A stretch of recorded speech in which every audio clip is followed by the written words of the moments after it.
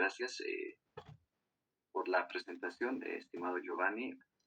Agradecer siempre, ¿no?, por la oportunidad que se nos presenta para poder eh, brindar, ¿no?, lo que nos va a servir en el proceso de desempeño como profesionales en salud. Entonces, a mí me tocó dar la parte de cirugía respiratoria, pues esto prácticamente como una introducción a lo que viene en la siguiente charla, que es ya una interpretación de, en este caso, de espirometría. Entonces ahora queremos entender nosotros, pues, cómo se produce, en este caso, el famoso mecánica ventilatoria, o sea, el intercambio gaseoso, el transporte de estos gases en el cuerpo, su utilización, etcétera. Todos esos fenómenos vamos a poder ahora resumirlo, porque pues sería dar todo un mes entero, ¿no?, para poder esto perfeccionarlo. Entonces voy a compartir mi pantalla para que podamos ver.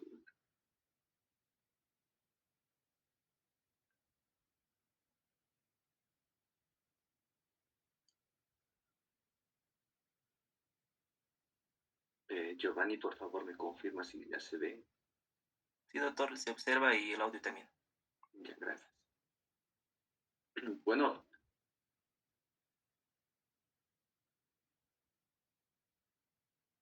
como verán ustedes, mira, fíjense, sabemos que el aparato respiratorio pues cumple la función de, en este caso, intercambiar los gases, ¿no? En este caso, oxígeno por el dióxido de carbono. Entonces, ¿cómo procede ese mecanismo? Entonces, vamos a empezar indicando de que la función principal de los pulmones es proporcionar oxígeno hacia los tejidos y retirar el dióxido de carbono de esos tejidos. Pero esto, ¿cómo lo sucede? ¿Cómo lo hace? ¿Cómo lo realiza? Es a través de estos mecanismos que están acá mencionados. Primero, ventilación pulmonar, que sería prácticamente la mecánica ventilatoria. Segundo, la difusión de oxígeno y el dióxido de carbono entre alvéolos y la sangre. Transporte de oxígeno y de dióxido de carbono en la sangre y los líquidos corporales hacia y desde los tejidos corporales. Y por último, la regulación de la ventilación. Prácticamente sobre estos cuatro aspectos importantes cumple la función de proporcionar oxígeno hacia los tejidos y retirar el dióxido de carbono los pulmones. Entonces vamos a ir paso por paso. Primero con lo que es la ventilación pulmonar o mecánica ventilatoria. ¿Cómo se produce este mecanismo? Ustedes saben muy bien que el ciclo respiratorio tiene dos partes, uno que es la inspiración y otro que es la expiración.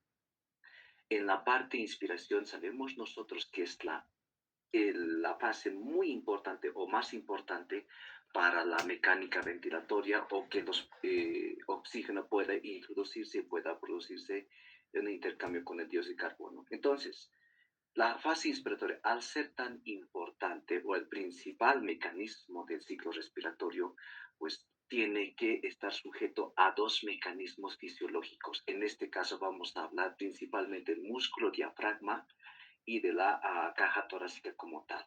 ¿Qué es lo que pasa en la fase inspiratoria? En la fase inspiratoria, pues se produce la contracción del músculo diafragma, que sabemos que está inervado por el nervio diafragmático, y esto va a ocasionar que se pueda contraerse poco a poco. No es de golpe, como muchos pensaríamos, ¿no ve? Uno se contrae de golpe y pues no. Se dan cuenta ustedes, cuando uno inhala el aire espontáneamente, de manera normal, o podemos decir cuando está sentado tranquilamente, uno inhala, es poco, suave, ligeramente, quizás lento, podemos decir, pero poco a poco aumenta la intensidad. Eso significa que el diafragma también se contrae de un pequeño espacio, o sea, de una pequeña área, luego en toda lo que es el músculo diafragma. Y eso llamamos, por ejemplo, la rampa inspiratoria. Es el principal mecanismo que se produce, por ejemplo, regulación nerviosa. Entonces, al contraerse el músculo diafragma, ¿qué es lo que ocasiona? A que el tórax, por ejemplo, pueda, en este caso, expandirse. A que como el diafragma es una cúpula hacia arriba, al contraerse es como que ya vuelve cúpula, sino que es recta. Al ser recta, da más espacio a la cavidad intratorácica, por lo tanto, más espacio a los pulmones para que estos pulmones puedan expandirse. Entonces, el mecanismo de la inspiración está dado principalmente por la contracción del músculo diafragma. Si hubiera alguna complicación o patología que interfiera en la inervación del músculo, pues podría producirse en este caso la deficiencia o una dificultad en el proceso inspiratorio. ¿Entienden? A este mecanismo que es principal, más importante, le sigue lo que es las características, en este caso, de la caja torácica. En este caso, se va a producir, en este caso, la elevación de la caja torácica. Si ustedes se fijan, en la fase inspiratoria, fíjense, las costillas se horizontalizan. Es como si aumentan el diámetro anteroposterior. Aumenta el espacio en este diámetro o en este caso la medida superior e inferior. O sea, hay más espacio. ¿Qué músculos ocasionan a que el caja torácica pueda horizontalizarse las costillas o pueda aumentar en el diámetro anteroposterior o posterior anterior? En este caso son los músculos intercostales externos. Esos son los principales músculos que van a permitir que las costillas se horizontalicen y por lo tanto se produzca la elevación de la caja torácica y se amplíe lo que es el diámetro anteroposterior. Y así también va a tener el pulmón mayor espacio para poder, en este caso, expandirse ¿no? Cuando se llenan de aire. Muy bien.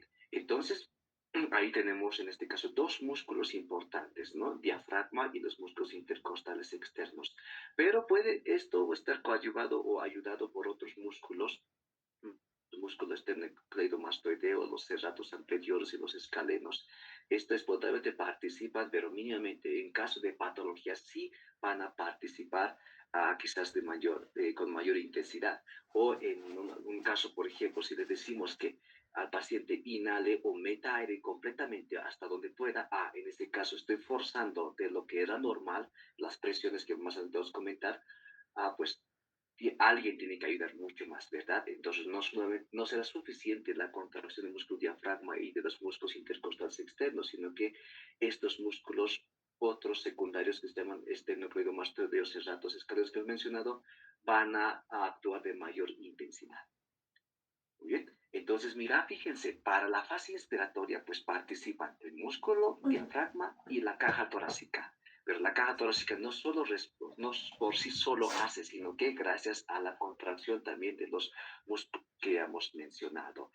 ¿Y qué es lo que pasa luego en la fase expiratoria? En la fase expiratoria, principalmente, lo que va a suceder es que en este caso, se produce la contracción del diafragma en la inspiración, esto se relaja, el músculo diafragma se relaja y por lo tanto, pues en este caso retrocede donde estaba en su posición anatómica normal, o sea, se vuelve otra vez una cúpula y por lo tanto acorta el espacio o los diámetros que habíamos mencionado. Y al mismo tiempo también se relajan los músculos intercostales externos, también ya se vuelven más oblicuos, por ejemplo, las costillas. Y de esa forma retrocede de lo que se había expandido hacia su origen natural o anatómicamente, y también lo que es el parénquima pulmonar o las estructuras pulmonares retroceden. A eso llamamos nosotros, como fisiológicamente o en lenguaje técnico, retroceso elástico de la caja torácica y del parénquima pulmonar.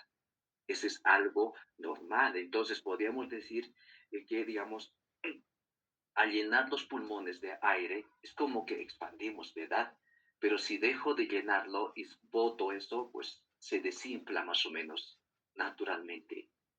Entonces, la fase expiratoria es prácticamente quizás no tan controlada por algunas otras estructuras anatómicas. Pero si yo le forzara, por ejemplo, la expiración forzada, le diga al paciente que bote todo lo que es el aire. Ahí sí también participan varios músculos que van a permitir, en este caso, botar todo el volumen de aire que un paciente ha inhalado.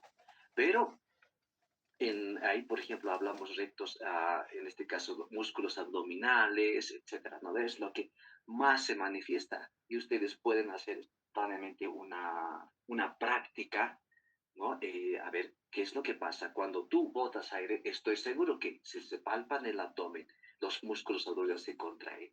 Pero si no botan todo el aire y estás respirando espontáneamente o de manera normal o fisiológica, si se puede llamar así, ni siquiera se van a contraer los músculos mucho, ¿verdad? Entonces, pero sin embargo, a estos músculos, que es los músculos abdominales, eh, rectos del abdomen, intercostales internos, por ejemplo, son considerados como músculos de la fase expiratoria.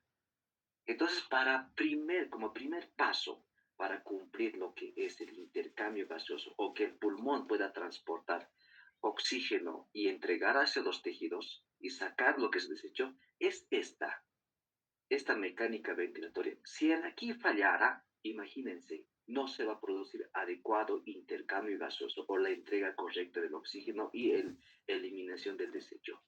Entonces, por eso esta parte es vital importancia y ustedes, muchos colegas también deben estar acá.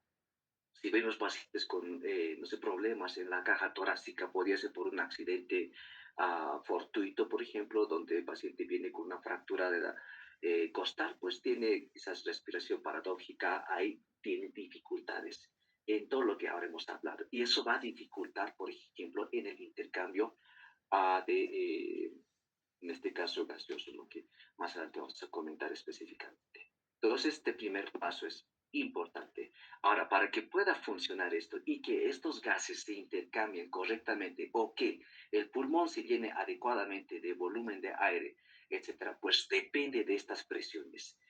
Conocemos nosotros presiones que originan la entrada y la salida de aire de los pulmones. Entonces, en general tenemos tres presiones, lo que es la presión pleural, presión alveolar y la presión transpulmonar.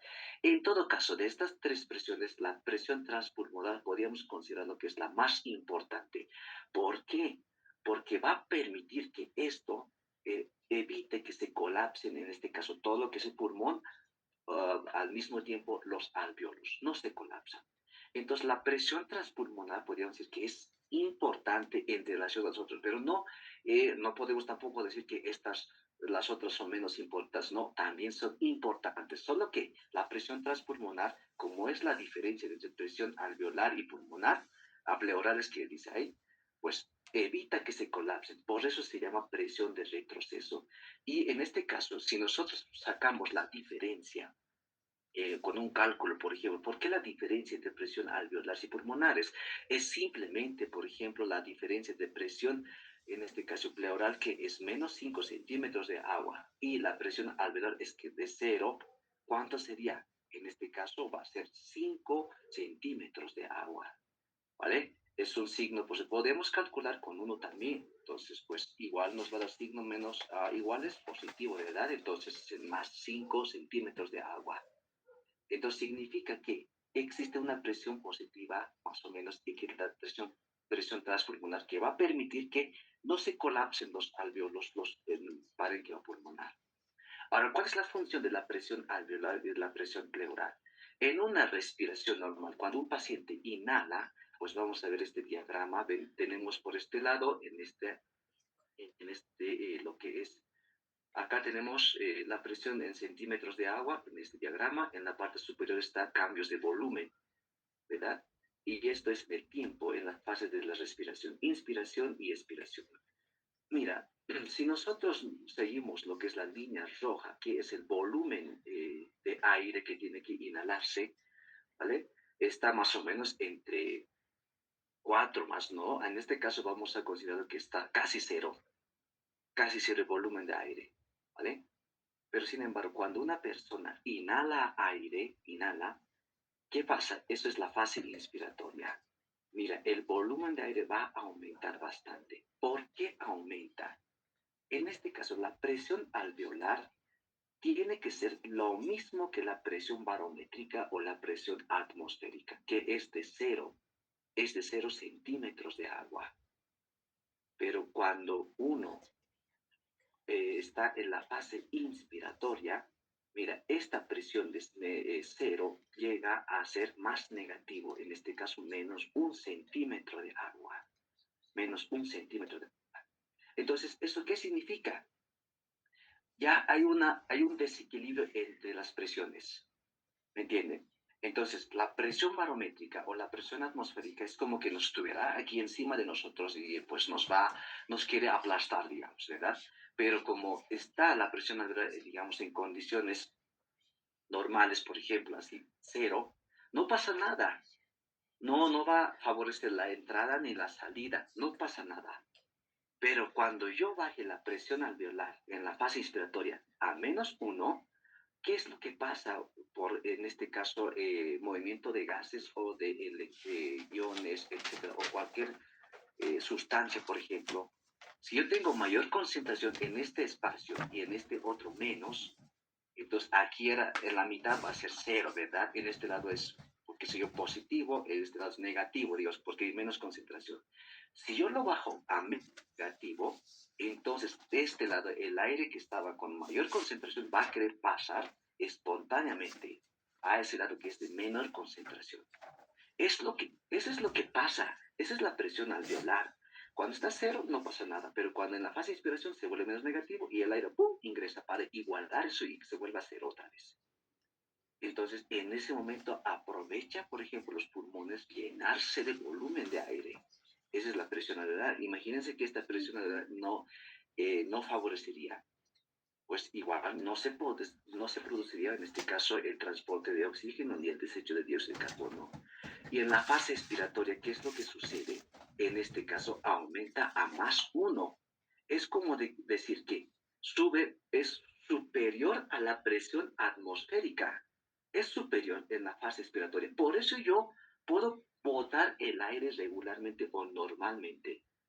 Si nos mantenemos a -1, o mantenemos a 0 centímetros, no vamos a poder botar el aire, sino que en la fase expiratoria llega a +1 centímetros de agua. Y gracias a eso nosotros botamos el aire hacia afuera. Es como que es superior a la presión atmosférica que nos rodea. Y entonces, mira, fíjense, la presión alveolar es vital, ¿no? No es que tanto, o sea, es como al inicio les decía al presentar esta diapositiva. Ahora, ¿quién lo ayuda a que la presión alveolar funcione adecuadamente? Es la presión pleural. Al comienzo de la inspiración, fíjense, la presión pleural es -5 centímetros de agua, o sea, bien negativo. Es como que tirara el parénquima pulmonar hacia afuera, ¿verdad? Que no se colapse más o menos. Favorece, digamos. Y en la inspiración normal llega a su vez a -7 centímetros de agua, mucho más negativo. Entonces, de esa forma se produce en este caso la entrada y la salida del aire, ¿vale? Entonces ya sabemos cómo se produce la fase expiratoria, qué músculos participan, ahora cómo juegan las presiones, etcétera. Ahí hablamos, por ejemplo, qué cantidades de volúmenes de aire ingresa hacia los pulmones. Eso se llama volúmenes y capacidades pulmonares, que esto es vital, por ejemplo, para poder entender lo que es la espirometría o en la interpretación de la espirometría. Ustedes saben muy bien que en esta diagrama, pues podemos encontrar que esto es el volumen pulmonar en ml. Tenemos desde 1000 hasta 6000 ml de volumen de aire pulmonar y en este lado es en el tiempo. O sea, ¿qué cantidad de volumen de aire circula en el transcurso del tiempo por nuestros pulmones? Puede ser en la fase inspiratoria y en la fase expiratoria. Eso es lo que significa esto. Y fisiológicamente se encuentran estos volúmenes: volumen corriente, volumen de reserva inspiratoria, volumen expiratorio, volumen residual. Y tenemos luego las capacidades, que en realidad es la suma de estos volúmenes, ¿no? Entonces, fíjense, el volumen corriente es esta, la parte central, donde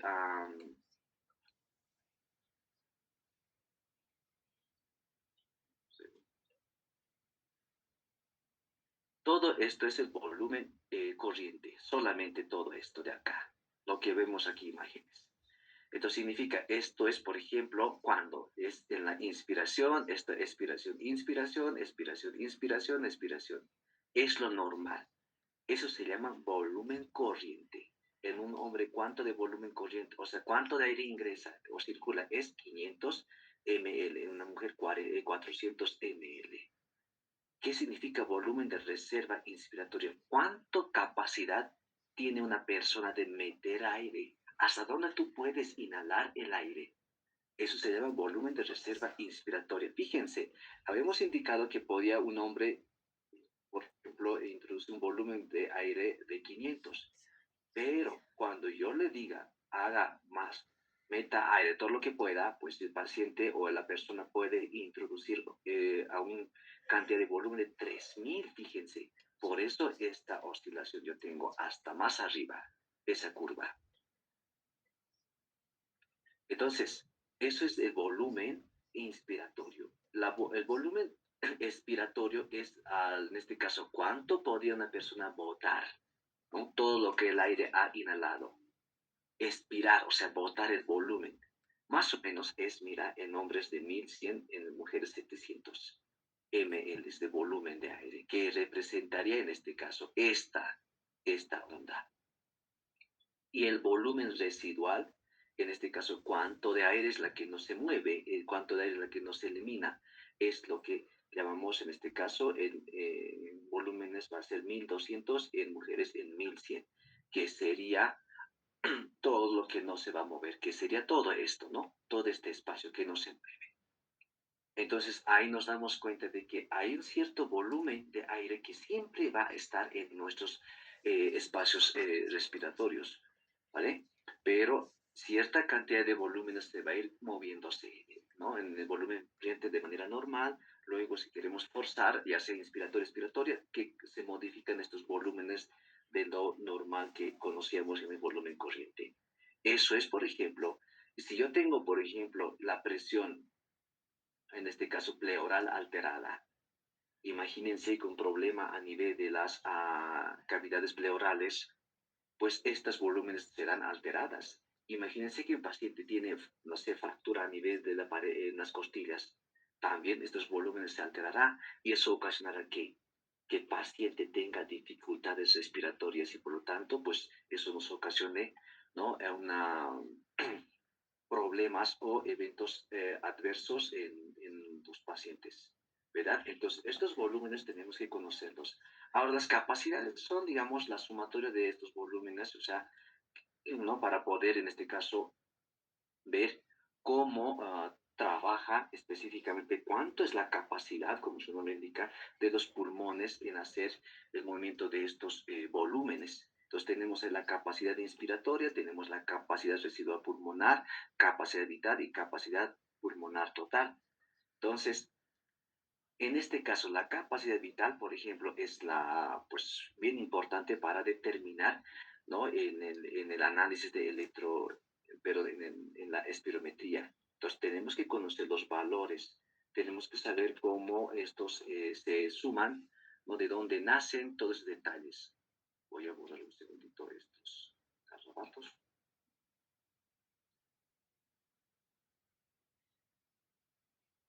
Entonces, conociendo estos volúmenes y capacidades pulmonares, ¿para qué nos sirve?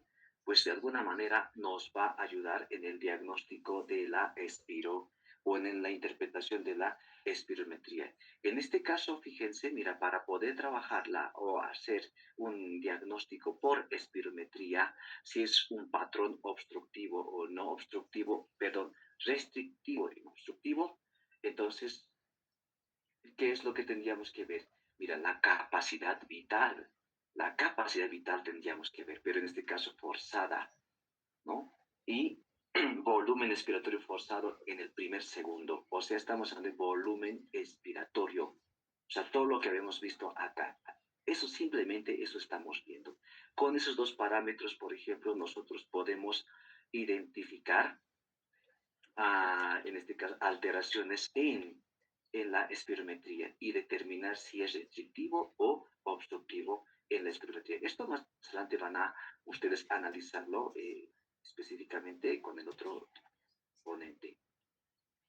Luego de que los volúmenes ya conocemos pasa, el oxígeno está, por ejemplo, a nivel de los espacios alveolares, pues ahí tenemos que hablar en este caso sobre la circulación pulmonar, porque mucho dependerá también en este caso este intercambio o transporte de estos gases de la circulación pulmonar. Si en aquí hubiera alguna anomalía o patología que interfiera, pues estará alterada también. Por eso, fisiológicamente tenemos dos tipos de circulación a nivel pulmonar. Uno que se llama circulación de bajo flujo y de alta presión. Esto significa que ah, de alta presión significa que la sangre que va hacia los pulmones es de la circulación sistémica, de la circulación sistémica. Bueno, o sea, el ventrículo izquierdo se contrae y eyecta o expulsa la sangre a todo el organismo, es la circulación sistémica. Y eso es a alta presión, eso es alta presión, ¿vale? Pero la cantidad que llega hacia los pulmones es poquito, por eso se llama de bajo flujo. Pero esto es vital importancia porque alguna vez nos preguntamos, ¿no? O se preguntan, ¿no? ¿Cómo ahora en el pulmón, por ejemplo, se produce, en este caso, el aporte de oxígeno, los nutrientes, a todo lo que es el parénquima pulmonar, estructuras anatómicas del aparato respiratorio, ¿cómo? En este caso, fíjense a la tráquea, árbol bronquial, bronquiolos terminales, tejido de sostén pulmonar. ¿Cómo llega? Es a través de circulación, a través de las arterias bronquiales que lleva en este caso, oxígeno y nutrientes para que estos puedan cumplir su función y luego generar también desechos metabólicos. Porque si no, no es que su función no es, digamos, también, en este caso, inhalar o hacer intercambio gaseoso o hematosis y luego también al mismo tiempo aportarse oxígeno. No, no es así, sino que recibe un flujo de la circulación sistémica, pero el flujo es bajo, pero es de alta presión, porque es de la circulación sistémica. Otra circulación es de alto flujo y de baja presión. ¿Qué significa esto? Que a través de los troncos pulmonares, no, arterias pulmonares, viajan del ventrículo derecho hacia los pulmones. El flujo es alto en ahí, pero la presión es baja. A eso se llama, en este caso, circulación funcional. Entonces, hay nada que ver con lo primero, sino que esto, su principal función es llevar sangre desoxigenada y luego, pues, vuelve a través de las venas pulmonares hacia la aurícula izquierda, sangre oxigenada. Entonces, por eso se llama funcional, circulación funcional, ¿vale? Entonces, estas dos circulaciones es de vital importancia. Luego para poder transportarse ahora a través de circulaciones necesitamos saber qué mecanismo utiliza el oxígeno y el dióxido de carbono para poder pasar de un espacio a otro espacio, o sea, del espacio alveolar al espacio, en este caso, hacia capilar pulmonar. En este caso es la difusión, un mecanismo de transporte muy simple que es difusión. En este caso, al ser liposolubles, en este caso el oxígeno, dióxido de carbono, nitrógeno, alcohol, etcétera, pasan por esa característica aquí, en este caso de liposolubilidad, de manera, o sea, sencilla o simple por los intersticios de la membrana celular. No necesitan transportadores, proteínas, canales, nada, absolutamente pasan. Es más, el oxígeno podemos decir que es menos liposoluble, pero el dióxido de carbono no, es muy liposoluble, es muy liposoluble. Por eso, se transporta en este caso, es mayor, o sea, se elimina más rápidamente, en este caso, del espacio vascular hacia el espacio alveolar. Por eso se dice 20 veces más, por ejemplo, que el oxígeno. El oxígeno no tanto así. Entonces, pero sin embargo, lo que pasa es que tanto el oxígeno como el dióxido de carbono van a pasar de un espacio a otro espacio, pues por la gradiente de concentración. Si sabemos que en el espacio alveolar va a haber mayor concentración de oxígeno, pues con facilidad va a pasar hacia el espacio capilar, en este caso, con facilidad, porque en el espacio capilar hay menos concentración de oxígeno y por lo tanto, pues difundirá con facilidad. Y así sucesivamente, o sea, o viceversa pasará con lo que es el dióxido de carbono. Hay mayor desecho o dióxido de carbono en el espacio vascular y pasará con facilidad hacia el espacio alveolar porque hay menor concentración. Entonces, ese es el mecanismo que utilizan. Ahora, este paso de oxígeno de uno a otro lado y del dióxido de carbono depende, en este caso, de la unidad respiratoria y de la membrana respiratoria alveolar. La membrana respiratoria alveolar es esta. que está constituido, por ejemplo, primero por la capa de sustancia tensioactiva, luego los neumocitos, estará luego lo que es la membrana basal de los neumocitos, endotelial que llamamos, el intersticio, luego la membrana basal de las células endoteliales capilares, el endotelio capilar. Mira, a su vez luego viene el plasma, luego recién viene lo que es la membrana del glóbulo rojo. ¿Cuántas capas son? Son 8 capas, ¿no ve? En general siempre mencionamos que es una, dos, tres, cuatro, cinco, seis. Hasta ahí seis, pero nos olvidamos del plasma, nos olvidamos de la membrana celular del glóbulo rojo, nos olvidamos, pero sin embargo todo eso podrían influir en este caso en el paso del movimiento de oxígeno y del dióxido de carbono. Entonces la membrana respiratoria es vital, es una membrana muy delgada que aproximadamente es de 0,2 micrómetros. Mira, fíjense, y esto, imagínense que aumentara en espesor o grosor, sabemos que eso va a interferir en el paso o la difusión de estos gases. Y esas patologías podrían estar, o en este caso, ubicados en el espacio alveolar, a nivel de los neumocitos, en el intersticio, o en el otro lado, en el espacio, al lado del capilar pulmonar, ¿no? Muchas patologías que nosotros conocemos, edema pulmonar, fibrosis pulmonar, por ejemplo, tantas cosas que podrían ocasionar neumonía, etcétera. Hasta estar expuesto en la altura, pues podría estar interferida el intercambio, por si acaso, ¿no? De estos gases. Ahora, esto estamos hablando a nivel alveolar, pero sin embargo, otras porciones de la unidad respiratoria también participan en el intercambio, que no será pues, en su totalidad, pero sí participan. Sabemos muy bien que la unidad respiratoria está constituida por bronquiolos respiratorios, los conductos alveolares, los alveolos y los atrios, ¿no?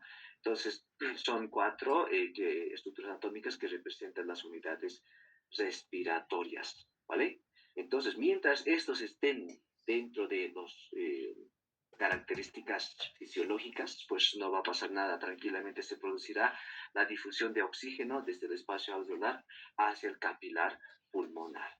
Entonces, para que se pueda producirse de un espacio a otro espacio, tenemos que otra vez hablar de las presiones. Aquí vamos a hablar, en este caso, de presiones parciales de oxígeno como de dióxido de carbono. ¿Y esto cuál es la unidad de medida? Es milímetros de mercurio.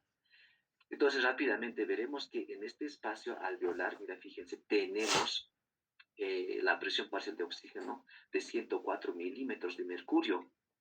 Y en el lado capilar pulmonar tiene dos extremos. Un extremo arterial que viene del tronco arterial o de arterias pulmonares, y este lado va a ser ya el extremo venoso, que van a ser venas pulmonares que van a llevar la sangre rica en oxígeno hacia las aurículas izquierdas. Tiene dos extremos. Entonces, aquí, para que se pueda producir la difusión del oxígeno del espacio alveolar hacia el capilar a través de la membrana respiratoria, es la diferencia de esta expresión. Fíjense en el espacio, en el lado extremo arterial, por ejemplo, la sangre que viene por acá, venosa, es la que estamos hablando ahorita, venosa, la concentración de oxígeno es 40 milímetros de mercurio. La presión parcial de oxígeno es 40. Hay mucha diferencia, más o menos, ¿no ve? Como 64 la diferencia con el del alveolar. Entonces, como hay que mayor concentración, con facilidad difunde hacia el espacio capilar el oxígeno a través de la membrana respiratoria. Y ya al avanzar por este capilar, fíjense, llega a 104 milímetros de mercurio. Como que se ha igualado, ¿verdad? Las presiones. Es lo mismo que en el alveolar que en el extremo venoso del capilar pulmonar. Entonces, fíjense, ahora esto pues no llega al tejido periférico en esta presión parcial en 104 milímetros de mercurio, sino que esto reduce a 95 milímetros de mercurio. ¿Esto por qué sucede? Nosotros tenemos que recordar un poco qué es el flujo de derivación o la mezcla venosa de capilares. Eso significa que hemos visto que hay dos tipos de circulaciones, una que es la circulación nutricia y otra que es la circulación funcional, ¿verdad? O de alto flujo y de baja presión, de bajo flujo y de alta presión, es la que hemos visto. Si nosotros hemos indicado de que el pulmón a través de la circulación sistémica y a través de las arterias bronquiales recibe sangre rica en oxígeno y nutrientes para que se produzcan sus funciones vitales de estas células del aparato respiratorio, estos generan desechos metabólicos, esos desechos tendrían que eliminarse. Entonces, este desecho que se elimina, pues se va a sumar a esta circulación, en este caso funcional. Se suma, se mezcla con esa sangre que en este caso del extremo venoso. Y eso es lo que va a disminuir en este caso de 104 milímetros de mercurio a 95 milímetros de mercurio. Así en grandes rasgos, para no estar detallando de dónde viene, etcétera. Entonces, cuando llega hacia ya está listo, por ejemplo, la sangre rica en oxígeno en el ventrículo izquierdo, es lo que llega y está justo a 95 milímetros de mercurio. Y esto es expulsado otra vez hacia la circulación sistémica. Y la presión parcial de oxígeno viaja por hasta el tejido periférico en una concentración de 95, con una presión de 95 milímetros de mercurio. Y es lo que vemos acá. Esto sería el extremo arterial del capilar, ¿verdad? Sistémico. Está, por ejemplo, aquí 95 milímetros de mercurio. Pero estas células que son los tejidos periféricos, pues están constantemente trabajando, constantemente teniendo el metabolismo celular. Y pues lo están gastando todo el oxígeno que está ahí. No es que gasta todo, sino que es suficiente 1 o 3 milímetros de mercurio, por si acaso. Suficientes. Pero sin embargo, en condiciones de actividad física, etcétera, de edad, aumenta el metabolismo y en este caso sí necesitaría mayor cantidad. Pero sin embargo, fisiológicamente esto es lo que pasa. Dentro de la célula, por ejemplo, está en una concentración de 23 milímetros de mercurio. Lo que le rodea, que es el intersticio, está a 40 milímetros de mercurio. Entonces, mira, cuando la sangre llega con una presión parcial de oxígeno de 95, la diferencia entre 40, ¿cuánto es? Igual es bastante. Entonces, como en el espacio intersticial hay poca concentración de oxígeno, aquí bastante, entonces pasa con facilidad a través de los capilares hacia el espacio intersticial. Y si nosotros comparamos el espacio intersticial y con el espacio intracelular, la diferencia también es bastante. Entonces también el oxígeno va a difundir hacia el interior de la célula con facilidad, para que esto luego pueda cumplir sus funciones, ¿no? Hasta llegar a los mitocondrias. Sabemos que el oxígeno es vital, en este caso, en el metabolismo celular, pero ¿cómo? Para producir ATP, o sea, necesita esto las mitocondrias. ¿Me entienden? Entonces, eso es lo que pasa, ¿no? De los 95 ahora va a distribuirse, por ejemplo, en estos. Pero es como ahora luego, si nosotros hablaríamos sobre la saturación de oxígeno, etcétera, no es que se entrega los 100%, o sea, los 97% de oxígeno, sino que es cierta cantidad nada más, ¿vale? Entonces, cuando ya se produzca estas células, el oxígeno se entrega acá, pues vamos a tener el oxígeno normal, en este caso en el extremo venoso, solamente de 40 milímetros de mercurio. Y este 40 milímetros de mercurio va a llegar a través de las venas cava inferior, superior, aurícula derecha, ventrículo derecho, otra vez en los pulmones y retrocederíamos o llegaríamos otra vez aquí para reiniciar, que era de 40. Es lo que esperamos, ¿no? Normalmente. Entonces, esto es un resumen de las presiones que les puede servir bastante porque es la que tenemos que saber cuando ya dejamos pacientes, ¿no? Con problemas patológicos. Ahora, ¿qué es lo que pasa con el dióxido de carbono? Lo mismo. Mira, sabemos que el dióxido de carbono, en este caso, en el extremo, mira, fíjense, esto es espacio alveolar, esto es el capilar pulmonar. En el espacio alveolar solamente hay 40 milímetros de mercurio la concentración de oxígeno. Sin embargo, en el extremo arterial, ya, en el extremo arterial existe una concentración de 40, perdón, presión parcial de dióxido de carbono 45 milímetros. Hay una diferencia. Y aquí es menos, aquí es más, entonces va a pasar con facilidad, va a difundir el dióxido de carbono hacia el espacio alveolar. ¿Vale? Sabemos la reacción química, ¿no? Que se produce gracias a la enzima anilasa carbónica, etcétera. Pues que no es que el dióxido de carbono ha ido así colado como tal, sino que ha ido de manera en forma de bicarbonato, hidrogeniosa, etcétera. Pero acá se producen esas reacciones químicas, pues luego finalmente se eliminan lo que es el dióxido de carbono. Entonces, De la misma forma, o sea, es la diferencia de estas presiones. Y pues decía, aunque la diferencia poco, o sea, la difusión o del dióxido de carbono del espacio capilar hacia el espacio alveolar es mucho más que el dióxido de carbono. Y la literatura nos dice que es 20 veces más rápidamente difunde el dióxido de carbono hacia el, en este caso, espacio alveolar y de ahí hacia la atmósfera. Es lo que pasa, ¿no? Ahora, ¿cómo se transporta el oxígeno? Sabemos muy bien que el transporte está dado por la hemoglobina de forma laxa y reversible. Laxa porque no se va a unir definitivamente, reversible porque un momento se une, luego tiene que separarse, ¿no? Entonces luego puede volver a unirse. A eso llamamos, por ejemplo, manejamos dos aspectos importantes, que es el efecto Haldane y el efecto Bohr. El 97% de oxígeno es transportado unido a la hemoglobina y el 3% en forma disuelta, o sea, libre se transporta. ¿Vale? Cuando hablamos de efecto Haldane, el efecto Haldane se produce a nivel pulmonar y el efecto Bohr se produce a nivel de tejido periférico. Aquí, si nosotros estamos indicando que a nivel pulmonar, por ejemplo, la hemoglobina que llega ahí necesita atrapar más moléculas de oxígeno y luego liberarse o deshacerse de lo que es de las moléculas de dióxido de carbono. Es lo que generalmente esperamos, ¿no ve? Entonces, a nivel de los pulmones, la hemoglobina hace que, pues, elimine mayor, o sea, libera o atrapa mayor concentración de moléculas de oxígeno. Y por supuesto que va a liberar, en este caso, eso va a ocasionar que se libere mayor concentración de dióxido de carbono. Eso se llama efecto Haldane, así en palabras sencillas. Ahora, en el tejido periférico, el efecto Bohr, que es a lo contrario, en ahí el medio es como ahí se produce mayor metabolismo, hay acidez ligera en esas células porque hay mayor concentración de dióxido de carbono, etcétera. ¿Qué es lo que pasa? El oxígeno, en la molécula una molécula de hemoglobina llega ahí y dice que este medio es ácido, por lo tanto, ¿qué hace? Libera gran cantidad de oxígeno en aire. Eso es el efecto Haldane, para poder contrarrestar ese acidez que se está produciendo en el tejido periférico en las células. Efecto Bohr.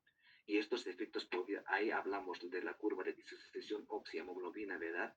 Algunos factores que podrían influir de que esta curva podría, digamos, desplazarse a la derecha como a la izquierda. Sabemos que el 97% es la que se transporta unido a la hemoglobina.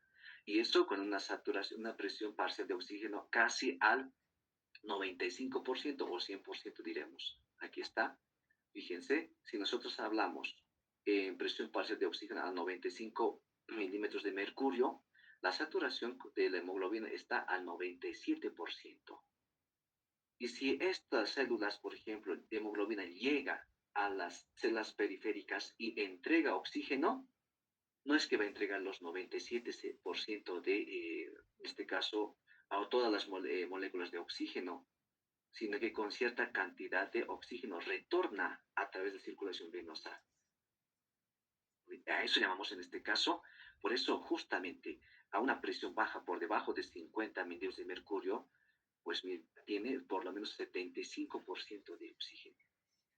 Eso simplemente significa la curva de distribución oxihemoglobina, pero esto es lo normal. ¿Cuándo se altera esto? Cuando existen patologías como es, por ejemplo, incremento de iones de hidrógeno. O sea, hemos indicado de que esto va a ocasionar acidez, ¿no ve?, en el medio, y por lo tanto, pues el efecto Bohr ahí va a actuar, donde dice, mira, está ahí mayor acidez, entonces entregaré mayor, en este caso, oxígeno para que esto pueda disminuirse. Y si no pasa eso, pues esto va a ocasionar, va a desplazar la curva hacia este lado, o sea, ¿entienden? Hacia la derecha, a un incremento de dióxido de carbono, incremento de la temperatura, en este caso, incremento también de lo que es el 2,3 bifosfato glicerato. O sea, todo eso es lo que pasa, por ejemplo, para alterar estas curvas. ¿Vale? El dióxido de carbono, ahora, ¿cómo se transporta? Se transporta de tres formas. Uno en forma de disuelta, otro unido, en este caso, a la hemoglobina, y tercero es la más importante, que es, en este caso, en forma de bicarbonato. Tres formas de transporte. En forma disuelta será un 7%, unido a la hemoglobina, por ejemplo, será un 70%, eh, unido a, perdón, en forma de bicarbonato será 70%, en forma unida a la hemoglobina será 23%. ¿Cuál es la más importante? En este caso, en forma de bicarbonato. Entonces, pues la circulación va a transportarse de esa forma y tiene que llegar eso hacia los eh, pulmones y en ahí tiene que producirse la reacción química a, a, gracias a la enzima anidrasa carbónica y pues eso tiene que convertirse en dióxido de carbono, etcétera, pues que más adelante vamos a comentar. Entonces, en forma disuelta, ¿de dónde sale? ¿De cómo se transporta? Mira, se transporta 0,3 ml de dióxido de carbono por cada 100 ml de flujo sanguíneo. Equivale al 7% de dióxido de carbono que se transporta. Eso es, ¿de dónde sale ahora este 0,3 ml? Sabemos que, mira, en la sangre venosa existe la presión parcial de dióxido de carbono es 45 milímetros de mercurio y sangre arterial es 40 milímetros de mercurio. Hacemos la diferencia, es la que sale, por ejemplo, o en este caso las conversiones salen 0,3. ¿Entienden? O sea, la diferencia de eso es nada más, o sea, es de forma disuelta. Ahora, unido a, en este caso, no unido, sino que en forma de bicarbonato. Esto es la reacción química que se produce. Primero, se produce una reacción del dióxido de carbono más el agua gracias a la anhidrasa carbónica. Esta es la que va a acelerar, por ejemplo, como dice acá, 5000 veces la reacción química gracias a esta enzima anhidrasa carbónica. Si no hubiera pues esta reacción química, pues va a ser muy baja o disminuida. Esto se convierte en ácido carbónico, pero sin embargo, dentro de pues, las células, ¿esto qué va a pasar? Mira que se produce un intercambio. El cloro ingresa a la célula, pero pues esto, solamente el bicarbonato va a salir hacia la circulación sanguínea y los hidrogeniones se van a combinar con los eritrocitos. Entonces, mira, del ácido carbónico otra vez se disocia esto en hidrogeniones y en bicarbonato. Y el bicarbonato se va hacia la circulación con un intercambio de cloro. Eso se llama fenómeno de desplazamiento de cloro. Entonces, aquí ya sabemos, ya se ha convertido en bicarbonato y pues esto es lo que se va a transportar en un 70%, ¿no?, de los tejidos periféricos hacia los pulmones. El tercer mecanismo decíamos que era muy baja, un 7%, perdón, un 23%, se va unido a la hemoglobina, unida a la hemoglobina. ¿Listo? Son las tres formas de transporte de dióxido de carbono. Ya terminando, ahora hasta hemos visto cómo se ha producido, en este caso, desde la mecánica ventilatoria hasta la difusión y transporte de estos gases. Ahora, ¿cómo se produce la regulación? Se produce a través del sistema nervioso, es la más importante. Entonces ahí tenemos que hablar, por ejemplo, del sistema respiratorio, que está constituido por tres grupos neuronales. En este caso tenemos un grupo respiratorio dorsal y un grupo respiratorio ventral y un centro neumotáxico. La función del grupo respiratorio dorsal ya es inspiración, es la inspiración. Entonces, pues podemos indicar, ¿no?, que muchos autores o la literatura mencionan que el grupo respiratorio dorsal es el marcapaso respiratorio. Pues sí, evidentemente sí, porque esta es la que va, la inspiración es la más importante, ¿verdad? La inspiración no tanto así, porque solamente es el retroceso elástico de la caja torácica, relajación de los músculos inspiratorios y nada más. Entonces, esta es la que tenemos que conocer mucho mejor, profundizarla, pues sin descuidar estos otros dos, ¿no? Ahora, el centro neumotáxico, ¿cuál es su función? Es controlar la frecuencia y la profundidad de la respiración. Controlar la frecuencia y la profundidad. Entonces, ¿dónde actuaría en este caso sobre el grupo respiratorio dorsal? ¿Verdad? Podría actuar ahí, porque estamos hablando de la frecuencia respiratoria y la profundidad de la respiración como tal. En el grupo respiratorio dorsal de las neuronas, pues estos, en este caso, si hubiera o son detectados los cambios a nivel de los tejidos periféricos a través de quimiorreceptores, vasoreceptores y otros receptores que están ubicados a nivel pulmonar, ¿verdad? llevada a través del nervio vago y del glosofaringeo. ¿Hacia dónde? Hacia el núcleo del tracto solitario que está localizada o está ubicada en el centro respiratorio dorsal, por si acaso. Y esto va a ocasionar que una respuesta motora hacia el, en este caso, centro respiratorio. ¿Para qué? Para que pueda viajar un estímulo a través del nervio frénico hacia el diafragma. ¿Me entienden? Para poder, en este caso, producirse la contracción y, por lo tanto, iniciarse lo que es la inspiración. Ese es el mecanismo fisiológico para que se produzca. Ahora, ahí tenemos que hablar, por ejemplo, de la rampa inspiratoria. Habíamos indicado que la rampa inspiratoria es más o menos, eh, inicia levemente, pero se produce una retroalimentación positiva y progresiva ya del impulso eléctrico que recibe el diafragma. No es que de golpe se va contra el diafragma y pues se produzca la inspiración. No sucede eso. Por si ustedes pues, inspiran espontáneamente, pues de inicio será un poco leve o un poco bajo, si se puede llamar así, y luego poco a poco pues la inspiración se completa. Y eso se llama rampa inspiratoria, por eso está en forma de ascenso, como una rampa. Entonces, la señal que recibe el diafragma, pues no es una descarga así, digamos, intensa, sino que poco a poco y se contrae, ¿vale? Porque si no, tampoco ayudaríamos a las presiones pleural, alveolar que hemos mencionado, ¿no? ¿Ves? Sino que tiene que ver mucho, o sea, todo tiene que ser bien coordinado. ¿Y eso cuánto dura aproximadamente la fase inspiratoria? 2 segundos. 2 segundos. Pero de repente se interrumpe esta rampa y a partir de ahí se produce en este caso la inspiración. Y eso va a ocasionar en este caso que en un cierto tiempo los tejidos retrocedan, el diafragma se relaje y se produzca la expiración. ¿Y eso cuánto dura la expiración? Es 33 segundos. Entonces podríamos decir que la respiración tiene un tiempo de duración de 5 segundos. Ahora, por ejemplo, dividando por 60, ¿cuánto sale? 12.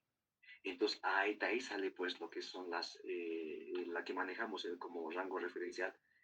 ¿Cuánto es la respiración normal o la frecuencia respiratoria normal? Es entre 12 y 20, ¿no? Respiraciones por minuto. Entonces ya sabemos de dónde sale eso, ¿verdad? Entonces, la rampa inspiratoria, ¿en dónde está? Depende en este caso del grupo respiratorio dorsal. Es la que va a participar en la parte inspiratoria. Ahora, el centro neumotáxico, ¿qué es lo que hace? Pues tiene un montón de dos funciones. Uno es, por ejemplo, limitar la inspiración y aumentar la frecuencia respiratoria. Es lo que hace, es como que controla, ¿verdad?, al centro respiratorio dorsal. ¿Cuál es su función? Como decíamos, mira, transmite señales hacia la zona inspiratoria, limitar la inspiración y aumentar la frecuencia respiratoria. ¿Cuál sería el efecto principal de esta función? Es controlar el punto de desconexión de la rampa inspiratoria. Caramba, entonces, ¿qué haríamos? Cuando ya esté llegando, completando los 2 segundos, pues el centro neumotáxico se activará para hacer la desconexión y que se produzca y se interrumpa lo que es la inspiración. Por eso una de las funciones del centro neumotáxico es limitar la duración de la inspiración. Consecuencias. Fíjense, dos consecuencias importantes. Señal neumotáxica intensa, ese grupo, mira, durante una inspiración, la duración de la inspiración, cuando es intensa, dice, podía ser, por ejemplo, de 0 a 5 segundos, con llenado ligero de pulmones. Señal neumotáxica débil, la inspiración podría durar 5 segundos o más. Fíjense, podría prolongarse. Cuando es débil, por ejemplo, la señal, porque tiene que hacer corte. Si no hace corte, pues tiene que prolongarse, obviamente que se va a prolongar. A los 2 segundos tiene que hacer corte. Pero aquí, pues, teniendo una señal débil, puede esto extenderse mucho más. Otra consecuencia, mira, señal neumotáxica intensa. Aumenta la frecuencia respiratoria hasta 30, 40 respiraciones por minuto, ya cuando es intensa. Pero cuando es débil, mira, reduce la frecuencia respiratoria a solo 3 a 5 respiraciones por minuto. Entonces, fíjense, en tanto el grupo dorsal como el centro neurotársico es de vital importancia. Y el centro respiratorio ventral, pues participará cuando existe en condiciones, podríamos decir, eh, quiero intensificar, ¿no? La fase expiratoria.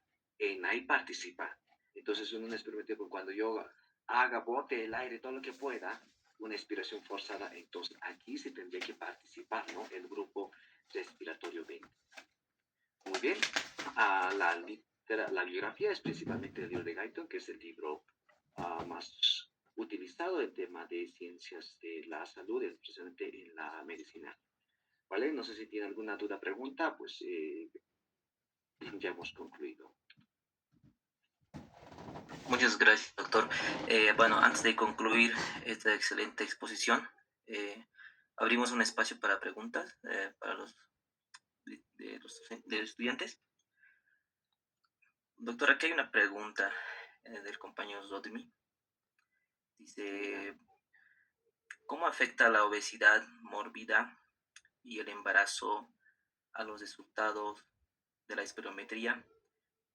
¿Qué cambios fisiológicos tendrían, ¿no? Y cómo puede influir en la interpretación de un patrón obstructivo o restrictivo? Bueno, en este caso, pues esta pregunta va a ser ideal para el siguiente ponente que va a hablar sobre lo que es la interpretación de la espirometría. Pero, sin embargo, adelantar un poquito. En el tema de obesidad y en el embarazo, sabemos que en la obesidad todos los órganos, por ejemplo, abdominales, se van a desplazar hacia atrás y hacia arriba. ¿Y eso qué ocasiona? Limita lo que es, en este caso, la expansión de lo que es la caja torácica. Entonces, al limitar eso, pues va a dificultar que el pulmón o los alveolos puedan llenarse adecuadamente de los volúmenes respiratorios. Pero esto no tiene que ser un criterio de que es algo patológico, no, porque hay un factor de seguridad a nivel respiratorio. No es que el oxígeno que llega, por ejemplo, de los pulmones hacia el tejido periférico, hemos dicho una presión parcial de 95, pero hacia las células al 23. Pero la célula podría tranquilamente, o sea, cumplir sus funciones espontáneamente, pues con 1 hasta 3 milímetros de mercurio. Entonces, aunque se produzca esa limitación, no va a tener mucha dificultad, pues ese factor de seguridad es importante. Ahora, por otro lado, la obesidad. Podría existir la acumulación de tejido adiposo a nivel de los órganos internos de la caja torácica. Esto también va a ocasionar que pueda limitarse, en este caso, todo lo que es la expansión o el llenado de volumen de aire en los espacios alveolares. Y pues podríamos encontrar los mismos mecanismos. Y en la espirometría, obviamente que no, ahí estamos hablando de la capacidad vital, ¿no? Que tenemos que conocer nosotros qué es lo que pasaría. En este caso, la capacidad vital, pues en un hombre habíamos indicado que era de 4.000 a 4.600 en este caso, mLs, y en las mujeres era 3.100. Pues esto va a estar un poco alterada. El volumen corriente también podría estar quizás alterada. Entonces, estos van a influir, en este caso, en la espirometría. Es lo que más adelante van a ustedes conocerlo. Muchas gracias, doctor. Yo creo que el tema ha sido muy claro y se ha comprendido, ¿no? Pues, primeramente, quiero agradecerle profundamente el tiempo y la dedicación y el compromiso que ha demostrado, ¿no? Con la formación, para la formación de los futuros médicos, ¿no? De la salud, ¿no? Muchas gracias, doctor, y con el compromiso que también presenta con la carrera de medicina, ¿no? Y la Universidad Pública del Alto.